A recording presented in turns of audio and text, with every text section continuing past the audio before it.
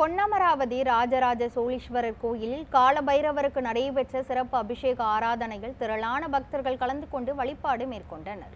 புதுக்கோட்டை மாவட்டம் பொன்னமராவதி ஆவுடை நாயகி சமேத ராஜராஜ சோழீஸ்வரர் கோயிலில் காலபைரவருக்கு வைகாசி தேய்பிறை அஷ்டமி நாளை ஒட்டி மகா ருத்ர யாகமும் 16 வகை அபிஷேக ஆராதனையும் நடைபெற்றது. அதனைத் தொடர்ந்து காலபைரவருக்கு புனுகு மற்றும் வடைமாலை சாற்றப்பட்டு சிறப்பு வழிபாடும் நடைபெற்றது. இதில் திரளான பக்தர்கள் தேங்காயில் நெய் தீபம் ஏற்றி வழிபாடு செய்தனர். வேதோக்த மந்திரம்